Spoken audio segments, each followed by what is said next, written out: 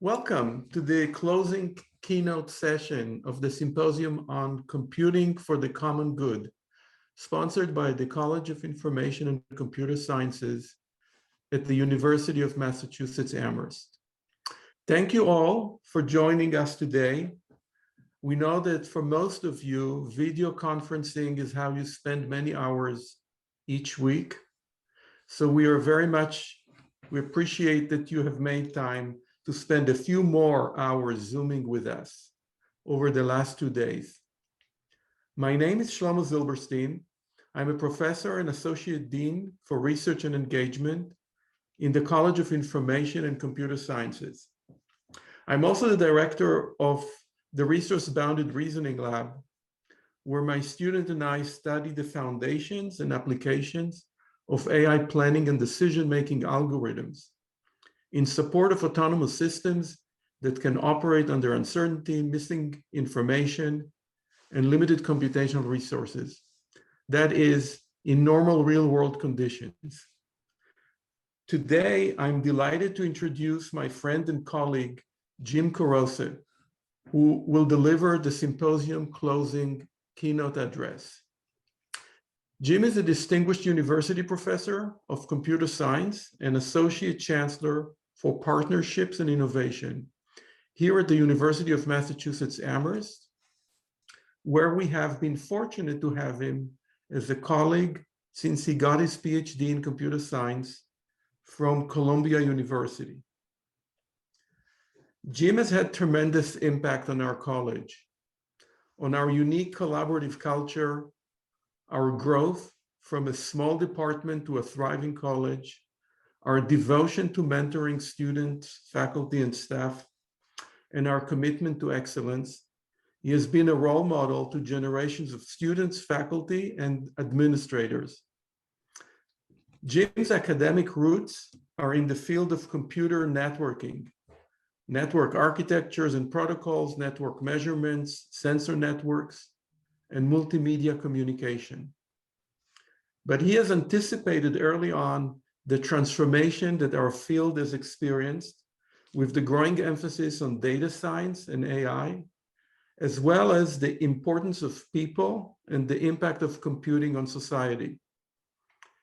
Jim got an opportunity to help shape that transformation between 2015 and 2019, when he served as the assistant director at the National Science Foundation, leading the Directorate of Computer and Information Science and Engineering. In 2018, he also served as the Assistant Director for Artificial Intelligence in the White House Office of Science and Technology Policy. Jim's accomplishments and awards are too many to enumerate. In the interest of time, I will mention that he is recipient of the IEEE Infocom Award, ACM CCOM Lifetime Achievement Award, ACM CCOM Test of Time Award, and the IEEE CS Taylor Booth Education Medal. He is a member of the National Academy of Engineering and a fellow of the ACM and IEEE. Before we start, a quick reminder that we are running this session in Zoom webinar mode. That means that you will not be able to turn on your microphone and video camera, but please enter your questions. We want to be able to answer your questions, so submit questions via the Zoom question and answer feature. Jim's keynote is titled From Artifacts to Systems to People, Evolving Directions in Computing Research and Education. So please join me in welcoming Jim Kurose.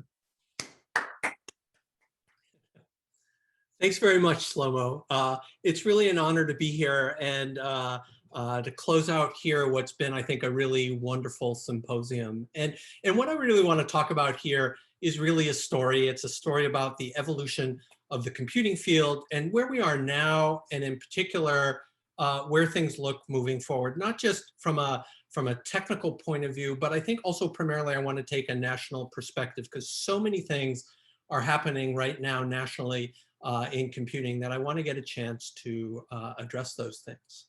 So as Shlomo mentioned, I spent 4.5 years in Washington, D.C. I'm really happy to be back on campus, leading the Directorate of Computer and Information Science and Engineering. And a lot of times I'd go out and I'd speak to students and to faculty and to congressional people, I mean, just all sorts of people. And when I was speaking to computer scientists, let me see, this is a slide that I wanted to, that I often started with. And I don't know how many of you are old enough. I had this poster that looked like this on my bedroom wall when I was a kid in the 60s and the 70s, you know, sort of, this is what the universe looks like, and this is where you are.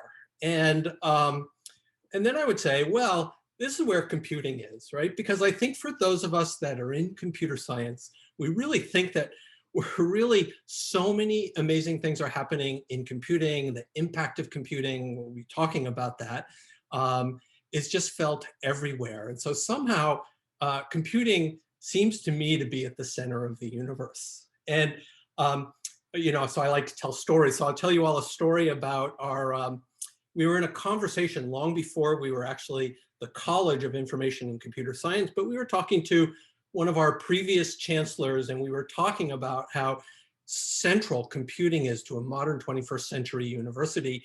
And I remember the chancellor sitting on the other side of the table from several of us and saying, well, you know, everybody who sits on that side of the table thinks that everything they're doing is the center of the universe. And so you're no different in computing that way. And we all just said uniformly, well, actually, we are at the center of the universe. And so that does make us different. And, you know, starting with that chancellor, we started making the move towards becoming a college, I think sort of, again, showing the centrality of computing to our campus, to the Commonwealth, and to a modern 21st century university. So I do want to say that in some sense, this is where computing, where we're really fortunate to find ourselves. And so it's an amazing time to be in computing. It's really everywhere, right? All across science and engineering, that we're engaging with so many different communities.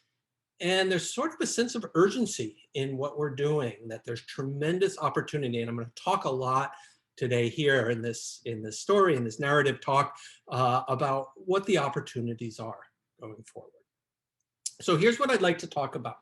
I want to set a perspective by talking about sort of the evolution of computing. I'm not going to spend a lot of time on this, but I think it sort of nicely situates where we are, starting out with artifacts and then moving to systems, and then our impact on people and society. And so I want to just sort of sketch that out as one way to look at how our fields evolved, talk about the national imperative, what this means for us as a discipline, where we find ourselves, and what things look like moving forward, because there's a lot of things going on that I want to talk about. And then I want to sort of bring it all back home and talk about computing here at the University of Massachusetts, and more broadly in the university and the Commonwealth. And I guess if we weren't in webinar mode, I'd ask for people to sort of shout out. So when I teach, I don't know, I had 120 students in my networking class last semester, and I always had all of them have their microphones on whenever they wanted so they could stop and ask questions. But maybe we'll hold questions to the end. There's a little question and answer button down there, about 75% of the way over on the bottom. If you have questions, enter them as we go along, and Shlomo will queue them up, and there'll be plenty of time for discussion at the end.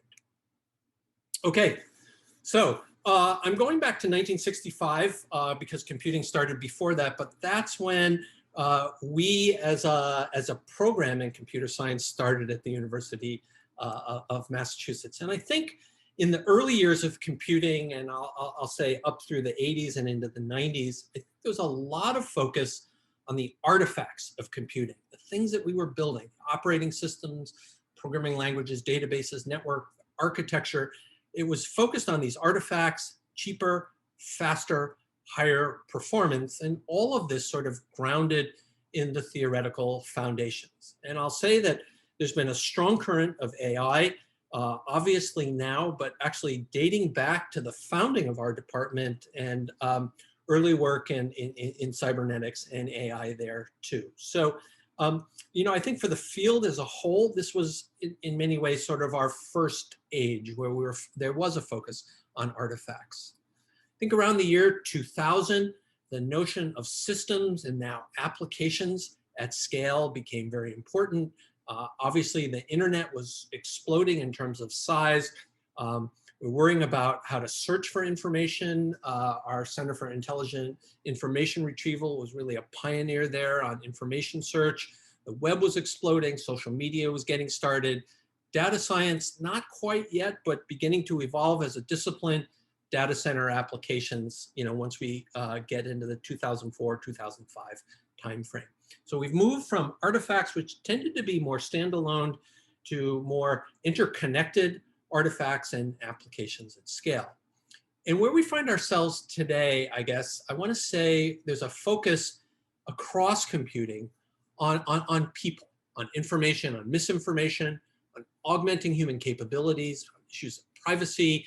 We've heard, if you're fortunate enough to catch Fran Berman's talk earlier today, the Internet of Things and public interest technology, computing for the common good, that's the theme of our college, issues of fairness, accountability, and transparency, smart and connected communities, ethics issues.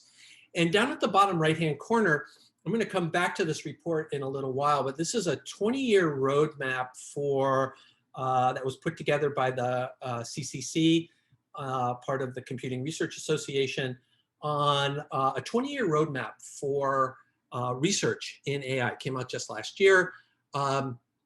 And a major theme of this was on the major societal drivers for future AI research and future data science research. So enhancing healthcare, quality of life. We've heard about some of these in some of our research talks. Education and training, business, innovation, competitiveness, accelerating scientific discovery, social justice and policy. And so lots of different application areas. This notion that computing is so central to what's happening across society.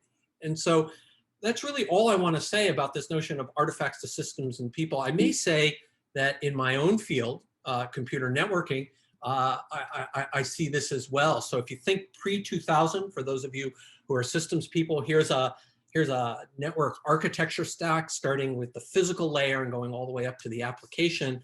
And here's a heat map. Whoops. There we go. There's a heat map of where the research locus was up until about 2000, sort of deep inside the network, maybe at the edges of the network, the transport layer, not a lot of work on applications there, really focusing on the network, on the artifact itself. And one of the most wonderful things about being a faculty member is being able to work with students. Matter of fact, I think it is the most wonderful thing. And I have a student, I doubt he's online now, Eric Nahum, who's been at IBM Research now for 25 years. And when he was coming, thinking of joining our research group in networking, and this was 1995, 96, he said, I know you're working on the network layer, the transport layer, there's a lot of hot things going, but really everything's going to be happening at the application layer. And applications rule, that's what he kept saying. And he said, and I'm not going to join your group unless you agree with me that applications are all about the future. That's where networking is going. Now, I didn't believe him at the time, of course, since sort of heads down and network layer things, transport layer things. But I told him, yeah, because he was obviously really bright. And we agreed we'd work on application layer things. And he was a decade ahead of his time, because I think if you start to look forward, backwards. By 2000, 2010, and networking, things have moved up, a lot of activity up to the application layer. And if you look since then, with data centers, mobility, security, and privacy being key issues, and how to manage these large-scale systems, that the issue of people, even in sort of a very artifact-based research discipline like networking, that people, the quality of experience, issues of privacy have really been central to the discipline. So I see it broadly across computing. I see it within my own research area, that things are moving up the stack. We're moving more towards the impact and the influence of computing and communications on people. And here's another view of this. This slide comes courtesy of Ed Lazowska, who's at the University of Washington. And his view of, again, this notion, not sure he would say artifacts, he characterizes it more as faster, smaller, and cheaper, to moving to addressing challenges there. So then again, we see the foundations of our discipline at the center. Then you see sort of the subject areas of our discipline, and at the outside of the flower, you see all of the impacts on people. So I want to show you, before we actually move on to sort of a current status thing, I want to show you one more view of this notion of artifacts to systems to people. And I want to try a poll. I'm not 100% sure this is going to work. When I taught last semester 100% online, my students all said, oh, we love the polls. So I want to do a poll. Can we bring up the poll, a poll, Alex? It's launched. Can people see a poll? Shlomo, can you see a poll? Ah, there it is. I see it. Okay. Normally when I'd love to talk about the tire tracks diagram, and we're going to talk about it in just a second, but I'm very curious as to how many people have actually heard of or seen something called the tire tracks diagram. You're going to see it in just a second, but I want to know ahead of time. So check one of those three things. I'm just curious, and the poll's anonymous, so nobody's going to know. So just take a second, click one of those things. Alex, I'm imagining you can see the votes coming in, and you can share those with us.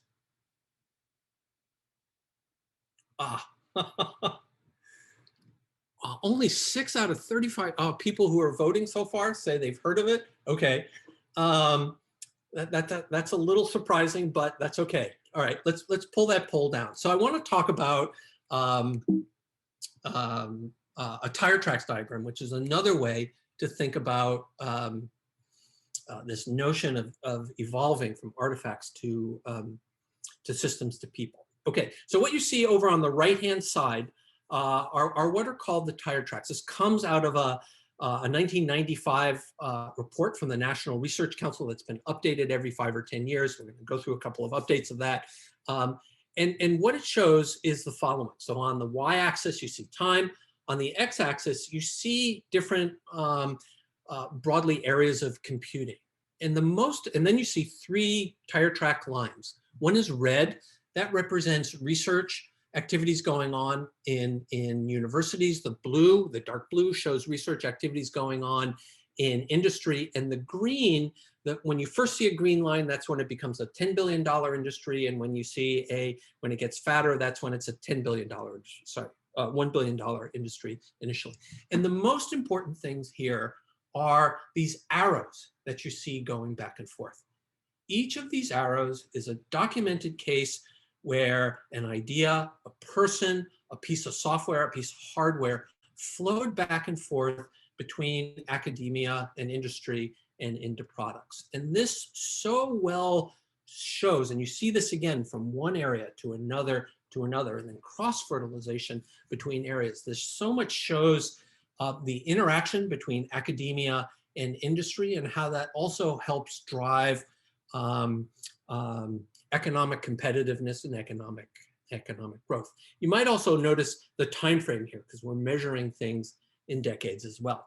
Well, you know, I will tell you that I know for a fact that inside the Office of Science and Technology Policy, inside the White House, there's a big tire tracks diagram, because that is something that really caught people's imagination there. So this picture that you see here is circa 2010, 2015. And if we want to take and this happens across many disciplines, I should say. We just looked at a small view there. This is the full tire tracks diagram, where you see architecture, digital communications, networking, parallel distributed systems, databases. These are all of these vertical areas, and the industries at the top. So we go from artifacts into systems over time. If we take a look back historically, the first tire track diagram came out in 1995. And if you look on the left-hand side of this, so it was still, hadn't yet rotated, you see time sharing, graphics, networking, Windows, RISC, not Windows, the operating system, Windows generally, RISC-based architecture, VLSI, RAID, a specific disk redundancy idea, parallel computing. This is talking about artifacts. So clearly back in 1995, we're still as a discipline got our roots firmly in an artifacts view of the world. So fast forward to 2020, a new report came out just this year. It was funded by the National Science Foundation. So we funded it while I was at NSF, and it's a tremendous report. Bob Sproul, who's an adjunct faculty member in our college, was one of the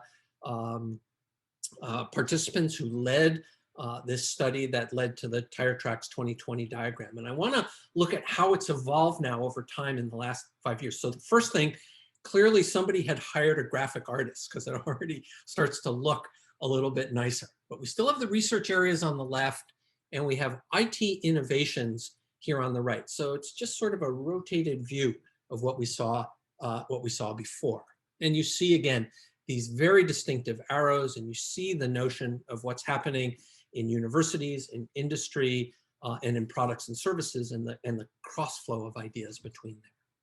So what the 2020 Tire Tracks diagram did was extend this in two very important ways. It talked again about tech companies. So you see a bunch of tech companies. I'm not going to walk you through this, but you see the tech companies that are working across different IT innovation areas. And then I think most importantly, this diagram has now been extended to talk about computing and the impact of computing on sectors of the economy and societal aspects that have been transformed by IT, agriculture, automotive, e-commerce, health, environment, entertainment, and sports. And so I think, again, if you think about these tire track diagrams, you see this, again, this evolution of thinking about the artifacts that we build as a discipline, to the systems that we build as a discipline, and to the impact of these systems now on people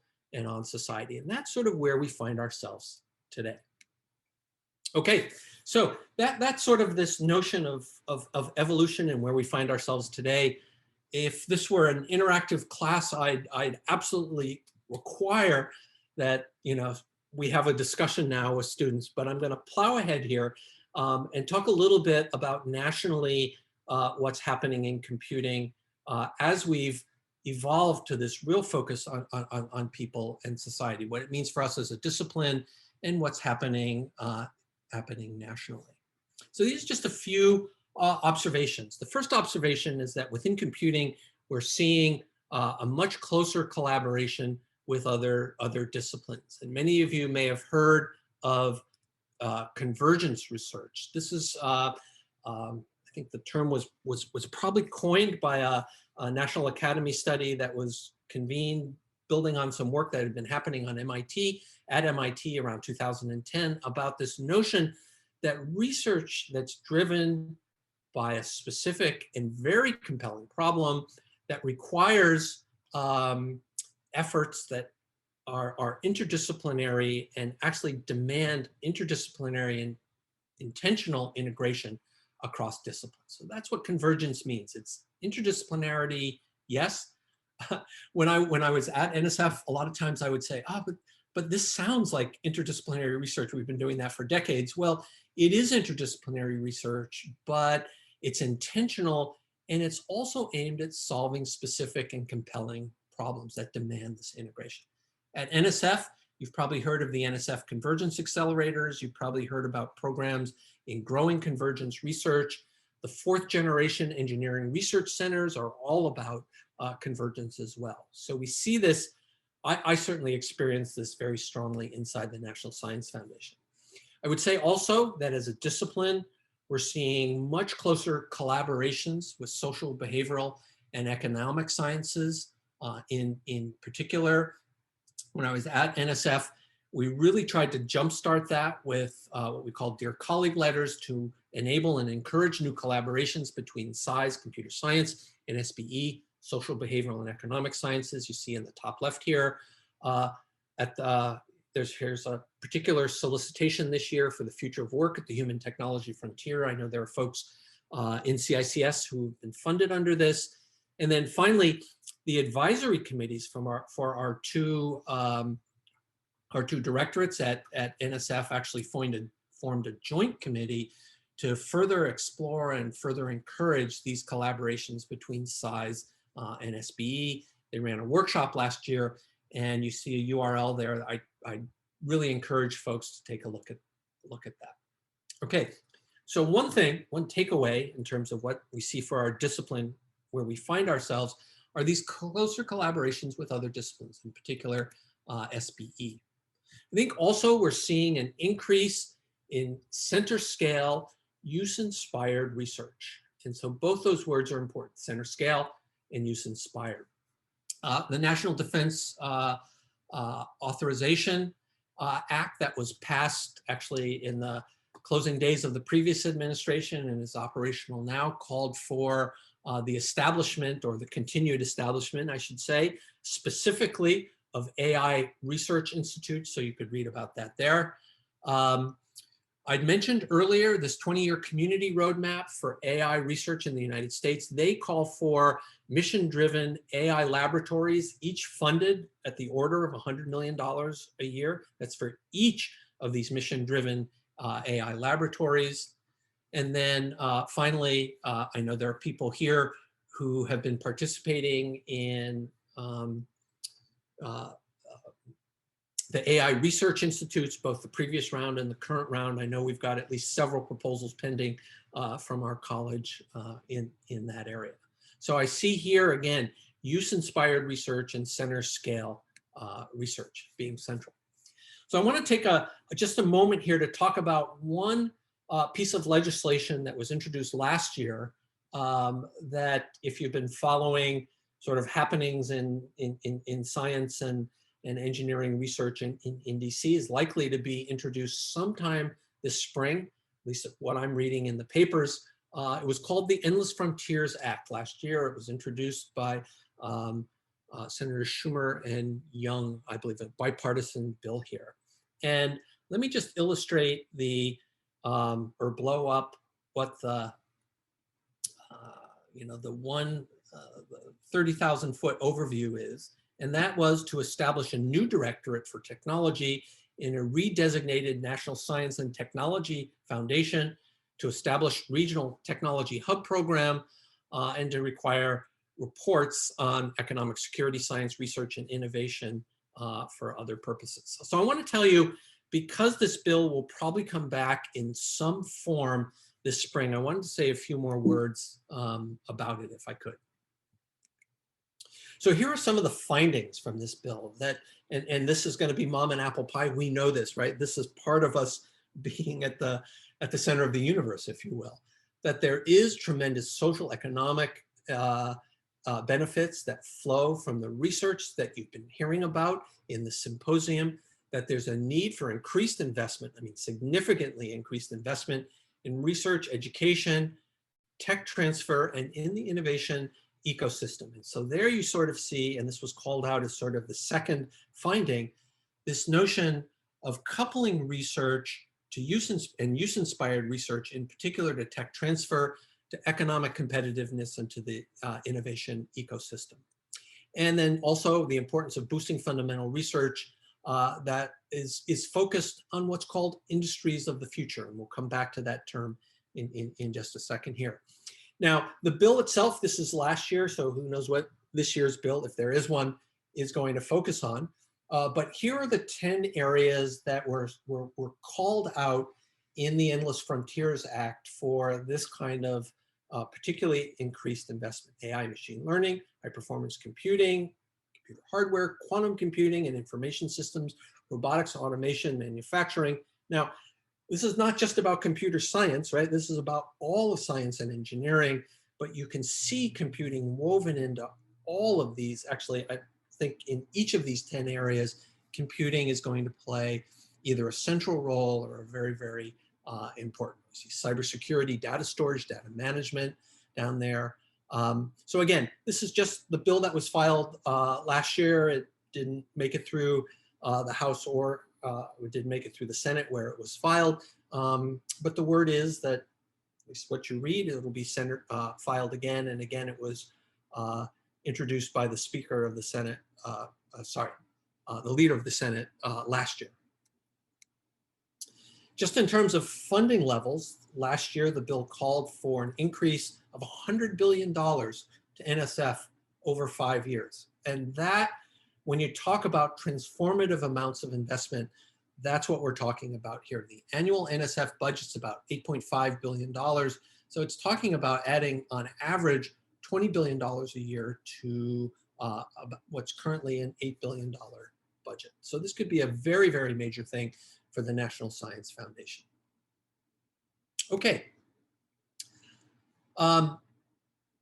Since we've been talking about use-inspired research and center scale activities, I wanted to say just a couple of words about maybe pure research versus use-inspired research. And actually, I've got another poll here. I want to see, hopefully more people will have heard of this. I want to ask how many people are familiar with the notion of Pasteur's quadrant. And so just take a second here. Hosts and panelists can't vote, but others can vote here. I'm just curious because a lot of what I think you're going to be hearing about over the next year will be framed a lot in terms of use-inspired research. So I wanted to bring it up here. Okay, can we see what the voting's looking like? Okay. Wow. You know, if this were a class, we've got a lot of homework we need to do here, but that's okay. All right, so let me sketch out what's happening here. So this is think of dividing the research space into 4 quadrants, and so 2 rows and 2 columns. And across the rows, there's fundamental research and applied research. And then, well, how are you using this? There's research that's strictly curiosity driven. You sort of got, you know, no idea a priori where your research is going to be used, but there are interesting research questions. And then there's research that takes its cue from how that research, the fruits of that research might be used. So if you think about fundamental research that's primarily curiosity-driven, Bohr and Curie are used as examples. If you think about pure applied research, this is really where the inventors are here. So Carver and Edison as inventors are in that quadrant. And then up in the top right-hand corner is what might be called fundamental basic research. And this is where Pasteur's work sort of sits, and where, you know, use-inspired, as I was saying, use-inspired research sits. And so I want to take this, this is actually what Pasteur's quadrant is really all about. And this is where NSF as an institution, you know, it's engaged in fundamental research, right? The, you know, the invention and you know, the Edison, like, I'm going to build this. There's a little bit of that, but really it's all about foundational fundamental research, both use-inspired and pure. Now, both of those sort of have a third dimension, an axis that talks about how research results are translated into practice. And so let's take a look at that. I'm really proud of this animation you're going to see here. So let's take a look now on the translation axis and also look at what happens with curiosity-driven and use-inspired research there. So think of the translation axis now going up in time. It takes a while for sort of curiosity-driven research that ended up being the foundations for some of the technology behind an iPhone or 3D printing, or, you know, go back to perceptrons in the 1950s and think about some of the neural network work going on in the 1980s. Think about the work that Andy Bartow and Rich Sutton were doing in reinforcement learning back in the 1980s and into the 1990s, and obviously onwards. A lot of that being curiosity-driven research, right? Really, really fascinating research questions, but maybe without a super obvious use of those in the near-term future. Now, if you go more towards the use-inspired research, if you think about Google and internet search and the digital libraries program at NSF in the late 1990s, the notion of search, I remember reading a report from Hector Garcia Molina, right? NSFers always, if you're funded by NSF, you write an annual report. And I remember seeing a copy of the report that Hector filed and saying, gee, you know, we took some of these ideas, we're forming a company and we're calling it Google, right? And so clearly, just even I think that was the second year report coming in from that particular grant, it was clear that there was some use-inspired use-inspired inspiration sort of driving what was going on there. If you think about Akamai and some of the early work there about content distribution, sort of the same case there. Fundamental work in algorithmics in that case and consistent hashing, but actually for the use, potential use in content distribution. Okay, so that is about use-inspired research. It's a little bit about the national picture of where things may be heading. And I want to just sort of wrap up the national picture by talking about two more items. One is, if you want to get an idea of what the government's priorities might be in the not too distant future, there are a couple of places to look. And honestly, I had no idea, but this comes out every year. Every year, the executive branch comes up with what's called the R&D Budget Priorities Memo. So it's a big thing for agencies because this is OMB, the Office of Management and Budget, and the Office of Science and Technology Policy, both saying this is where we want to actually make our biggest impacts and our investments. And if you look at the 2021 R&D Budget Priorities Memos, you see prioritizing the science and the technologies that power the industries of the future: AI, quantum, advanced communications, networking and 5G, advanced manufacturing, biotechnology, the future computing ecosystem that underpins all of this. So you can see, and if you go back for the previous years, you'll see a lot of this echoed in earlier years as well. Now, looking forward, current President Biden, who appointed Eric Lander to head the Office of Science and Technology Policy, wrote a letter, which is public, saying, challenging Eric Lander to say, here are 5 priority areas where it's critical for the country to be making advances in public health, clearly, in climate change, in technological advancement, and again, this notion of industries of the future. So this is something we see crossing administrations in terms of focus and also even in language.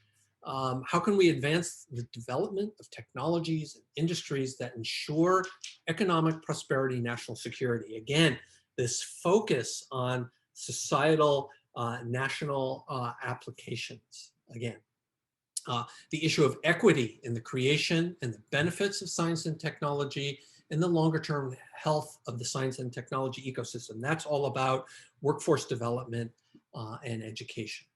So between these documents, looking at things like the Endless Frontiers Act and some of the other topics that we've taken a look at, looking at what NSF has been, directions it's been moving, and I think you can see that computing really is going to be playing a very central role, will continue to play a very central role in what's happening nationally. Okay, so I want to, so that's sort of talking about the national picture. I wanted to say a couple of words about a couple more aspects. We talked about what are the characteristics of computing research going forward, the idea of partnerships, the idea of convergence, the idea, well, just the general directions in terms of where funding was going might be going within the government. And so I want to spend just a second talking about industry research partnerships, building the capacity, leveraging the resources, and helping, again, speed that translation access from discovery to innovation. So within the Computer Science Directorate, while I was at NSF, we really made it a focus to build collaborations, these public-private partnerships with industry, jointly with the National Science Foundation and actually other federal agencies. I know a number of folks within computer science here and obviously in many other universities were funded under research solicitations that were done jointly with Intel, with SRC, with VMware, with Amazon on fairness, on partnerships for AI, with the Partnership for AI, on the issue of ethics in AI, and now the AI institutes also, which have industry collaborators. And with each side investing well over $100 million a year over those 4 years in these collaborative partnership activities. So let me just say that if you're interested in even some more homework, there's a really nice report, and I'll shout out again to Bob Sproul. This came out right around 2014, 2015, talking about restoring the foundation, and had 3 prescriptions in it, one of which is establishing this more robust national government university industry research partnership, and a lot of the call for that in particular, and some good ideas about how that might be able to happen. Okay, last thing I want to touch on, and it shouldn't be last, sometimes I think it really deserves to go first, is the educational side of what we're doing in computing. And I thought I'd start out here. If anybody needs any convincing about the importance of our mission as educators in particular, here's a statistic from the Bureau of Labor Statistics saying within STEM, where are the future jobs over this 10-year period from 2018 to 2019? So this is within all the STEM disciplines, and you see 65% of those new and replacement jobs are going to be coming in the areas of computing, 22% within engineering, 3% in mathematics, and the physical and the life sciences at around 10%. So when you think about where the job's going to be, this is absolutely critical. And so, our mission about research, teaching, and service, we're going to need to play a really, really critical role here. And well, I'll come back to what we're doing locally in just a second. Okay, so let me move forward, and I just want to talk about 2 aspects of computing, the education and workforce point of view. One focusing on K through 12, and one focusing a little bit more at the PhD level. NSF, I will say while I was there, but really starting on foundations that were laid 12 years ago. Many of you know Jan Cuny, who was a professor at UMass and a longtime program manager at the National Science Foundation, who had this vision. She called it CS10K initially, but it really became Computer Science for All, focusing on K through 12 education. And the level of investment that we made at NSF was $120 million over 5 years. And the goal was to really help with the pipeline, right? So we at UMass, we're sort of in the middle of the pipeline. We have students coming out of high school into college, and our PhD students, I suppose that's the end of the pipeline. Well, actually there's lifelong learning too. But Computer Science for All was really focused at the K through 12 level and wanting to provide access to rigorous and engaging computer science education for all K through 12 students across the country. That program was aimed at creating professional development funding people to create professional development materials and programs for K through 12 teachers, as well as instructional materials. Another thing that was funded at a pretty significant level as part of CS for All was, and actually even before that, was a collaboration with the College Board on a new AP exam called Computer Science Principles. And I know that Rick Adrian and myself and others were actually involved in this, going back to 2010 when Jan Cuny was ramping up this project. Well, in 2017, many of you may know if you've got kids, there's always been a Computer Science A exam, which is really about problem solving and programming. There was a new Computer Science AP exam called Computer Science Principles that was introduced in 2017. And this was all about this issue of engaging computer science education, access to all people, and making the educational experience, the introduction to computing, not just about programming, matter of fact, not even primarily about programming, but about the application of computing, about computational thinking as a way of problem solving. And it was also targeted at broadening the pipeline, not just making it more people, but broadening participation in terms of the students who were taking computer science in high school. And what I've showed you down below are just 2 graphs. I know unless you really squint at your screen, it's too small to see. But what you're seeing on the x-axis is time, and on the y-axis, the number of students taking a CS AP exam. And the growth that you see here is really because of this new Computer Science Principles CSP exam. On the left-hand side, you see the growth in the number of female students who are taking the exam, and you see that going up. You can really see the bump in 2017. The first time CSP was offered as an exam, been offered in courses before that and piloted in courses in universities and high schools, but offered for the first time in 2017. And then on the right-hand side, you see the increase in the total number of students coming from underrepresented racial and ethnic groups as well. This talks about the actual increase in the number of students. Percentage-wise, we see that participation going up as well to about 30, in the case of women, near 30% of the AP exam takers now being female. In the case of underrepresented racial and ethnic groups, it's up around 22%, as I recall. And those are both very significant increases over a 5-year time frame. So exciting things happening there for sure in computer science education. A new program that I just want to call folks' attention to is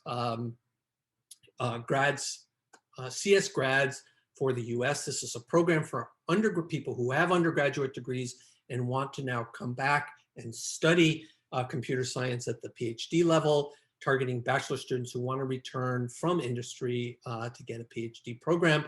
I think the deadline for this inaugural program is about a month and a half away, maybe a month away. And so if you're sitting out there in industry, you've got a bachelor's degree and you're thinking, I've been really thinking about going back and getting a PhD, this is a program exactly for you.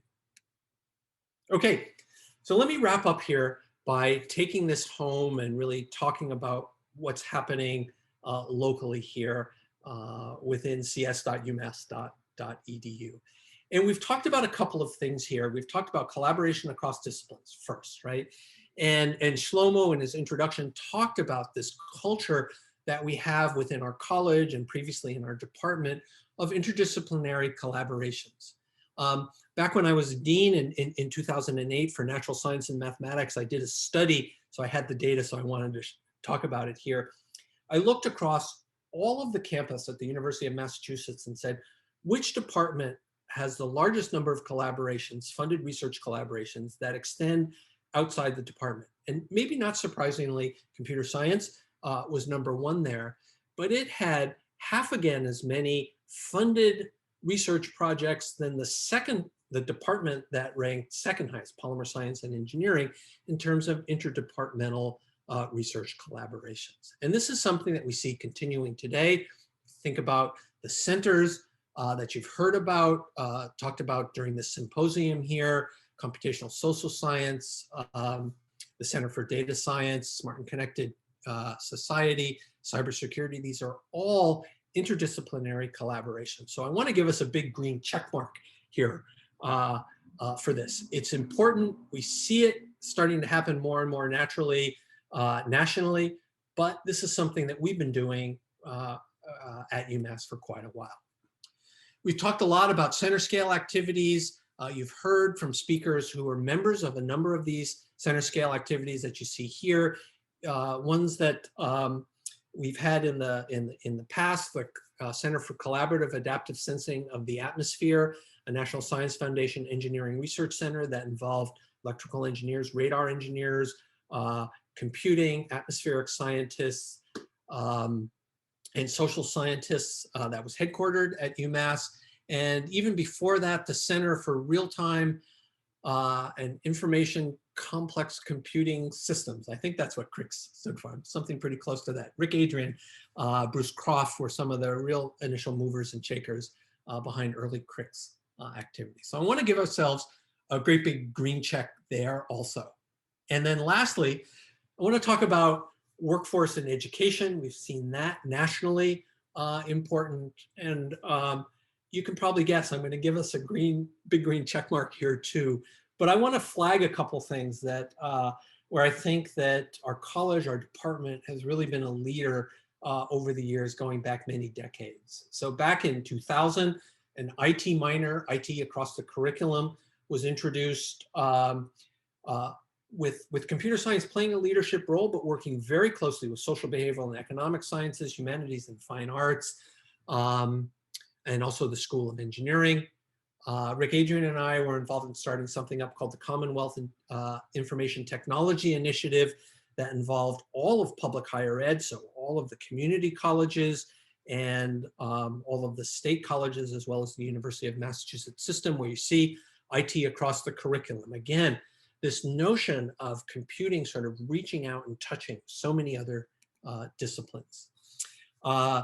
There was the Commonwealth Alliance for Information Technology Education, known as CATE, funded by the National Science Foundation and other activities that Rick Adrian led, that then grew into ESEP and a number of other activities, really focused at the K through 12 level here. A lot of work still continues on that in really across the state, but in particular in Springfield and in Holyoke. We have our new informatics major that was launched. We became a college that had information in the college name. We introduced a new informatics major that was officially blessed. I think it was last year, or Mr. Raman played a key role in getting that started. And then finally, a number of the activities that you've probably heard something about during the various talks here, data science for the common good, a master's concentration in data science, an online master's degree. So the college continues to innovate. And so, I think when we look historically at what's been happening, again, we see a lot of activity here in education with, again, I would say our college, our department being ahead of the curve. So give ourselves a big check for that as well. Okay, well, I'm pretty much done. I want to wrap up simply by saying it is indeed an amazing time to be in computing. Hopefully, that notion of moving from artifacts to systems to people situates us where we are, and looking at what might be happening nationally, what is happening nationally. I think you can see that for us here at the University of Massachusetts, in many cases, we've been ahead of the curve and really trying to define what's happening here at that cutting edge in areas of research and also in areas of education. So with that, a great time to be at computing, a great time to be here at UMass Amherst. This symposium has been about computing and data science for the common good, again, reflecting that sort of deep commitment to the working towards the good impact of computing on data science on society. So with that, I think I'm going to wrap up, and hopefully, I know we've still got time for some questions. So I'd love to open the floor up for questions. I'd like to thank you all for being here and look forward to continuing the discussion. So Shlomo, I'm going to stop sharing my screen. And yeah, great. Let me ask people or remind people also, there is that little Q&A button down there. And so if you've got Q&As that you'd like to ask, please go ahead, or even comments. I mean, they don't have to be questions that you want answers for. They could simply be comments, things that might have resonated with you or didn't resonate with you during my presentation. Great. So we are starting to get some questions, and I'm encouraging others to continue to enter questions.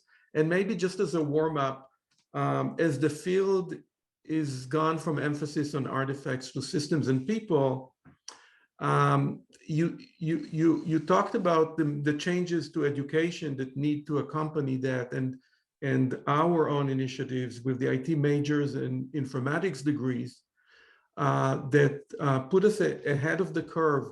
What do we need to do now to stay ahead of the curve? We started these initiatives in a different environment, and I think that the changes are reaching the point where you can ask yourself, what is really the foundation of computing education? And is there one foundation that will ultimately serve everybody? Yeah, so that's a great question, Shlomo. I would say, as you're saying, we are just getting started there, right? So to me, the hard work is going to be to figure out exactly, I mean, we have ideas about what this would look like. We actually have students who are now enrolling in our majors, but I think as we gain experience, as the field continues to evolve, we're going to want to define, and redefine what that curriculum is. So I don't think it's like we can give ourselves, maybe I should have given ourselves a little check mark, but I'm so proud of everything that's been done, right?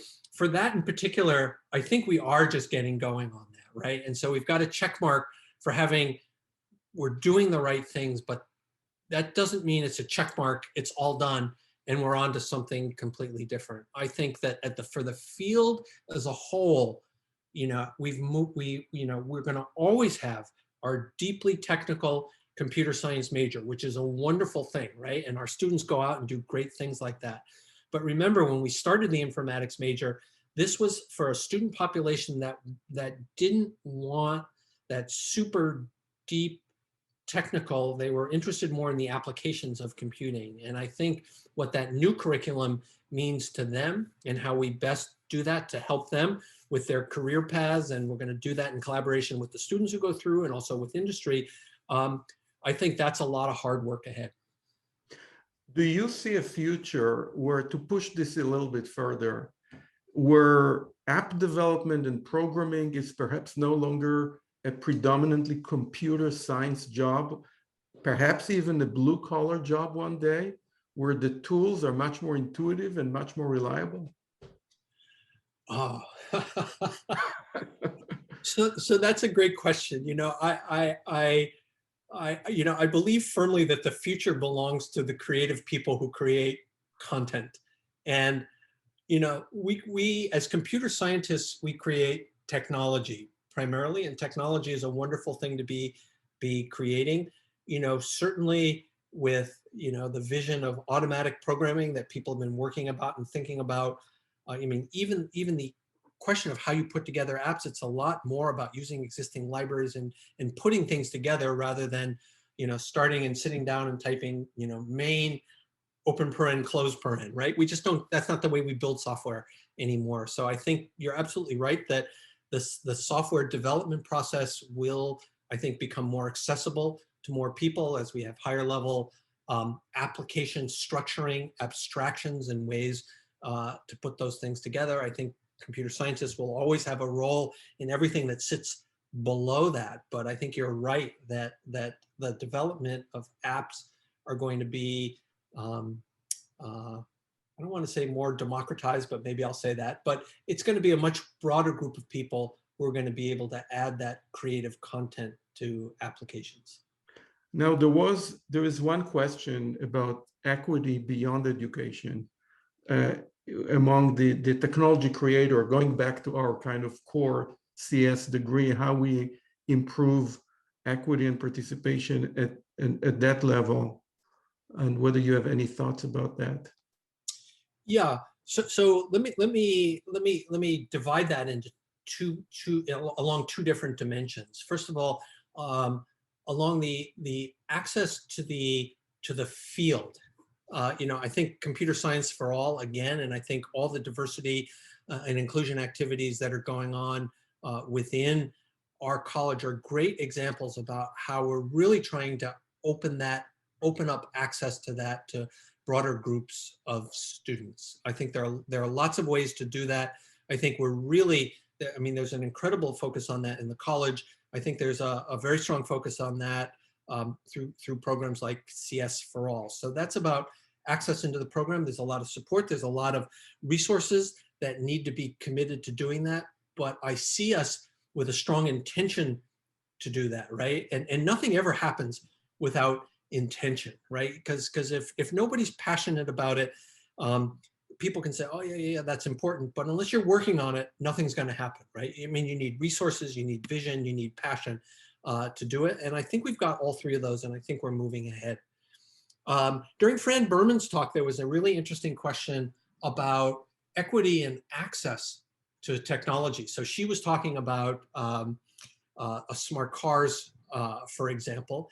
And I shouldn't name companies, but I can't afford some of the high-end cars that have really neat technology, and some of the people who can really benefit from autonomous vehicle technology. Fran was talking about children. Fran was talking about people with disabilities may not have the economic means for access to, level 4 technology, for instance, in autonomous vehicles. And that's absolutely true. I thought there was an interesting point that she made in that there are other forms of transportation that I think are benefiting from autonomous. So think about public transportation, for example, that are benefiting strongly from sort of the computing and the technological innovation that's happening in those systems, so that there are benefits there as well. Right. There was a question, we're in the middle of a pandemic, hopefully the very end of it, but about health issues not being mentioned in the Endless Frontier. Any thoughts about that? So that's a really good point. I absolutely agree with that. And that's why I pointed out that that legislation was put together last year. And so when it came out, it takes a year, it takes a while for that legislation to be drafted, and you didn't see health there. I think you're going to see it front and center. You do see it, number one, when I showed the letter that came from President Biden to Eric Lander, the new head of OSTP, you saw health, well, if it's in a priority order, I don't know whether or not it was, but it was number one in that memo. So I expect that we will see, if a next iteration of Endless Frontiers comes out, I think we will see that very strongly represented there. Yeah, great point. Now, AI is becoming a subject associated with national security, and there is a Cold War brewing between the US and other countries vying for dominance in the field.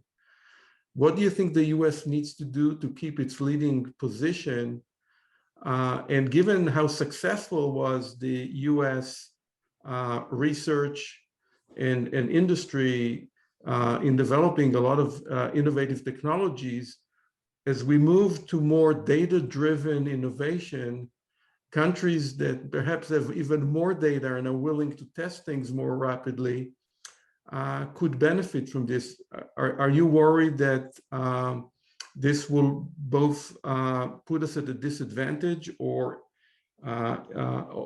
also some limitations for exchange of ideas if this becomes an area of restricted access?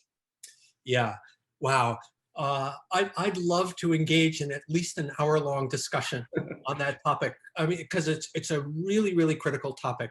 Let me handle the easy part of that question first, right? So it's absolutely true that many countries are investing heavily in AI research, and honestly, even with things like the AI institutes, it's important for the US to double down and triple down. And that, if you read the Endless Frontiers Act, you'll see that's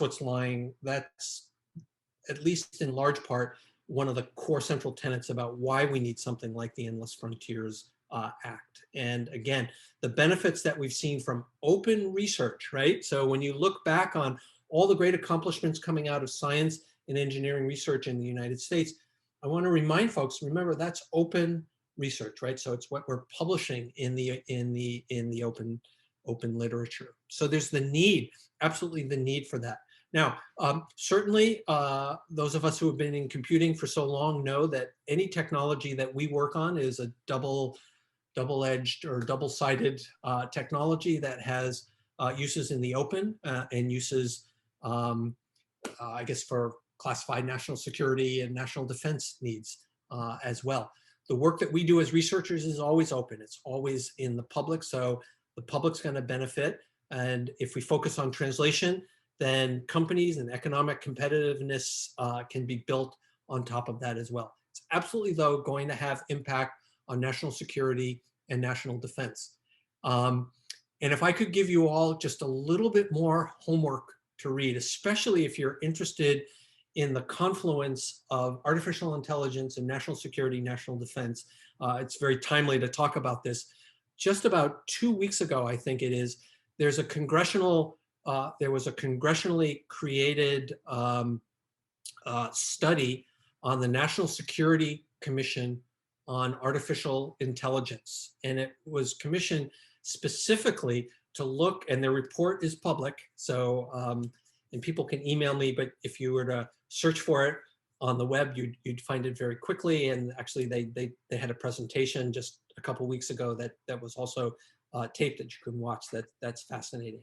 That talks about exactly these issues, and also some of the issues about, well, what if, what about the differences in countries with respect to the laws they have with respect to data, and how that might be used. So I think these questions are being addressed. I point you to that as a really, really interesting document to take a look at, to read more about there. There are issues about, think about arms races and think about the parallels between what might happen with, weapon systems now and weapon systems that were, thermonuclear and hopefully in a long time ago when that was a super major concern. So a lot of these issues have been talked about.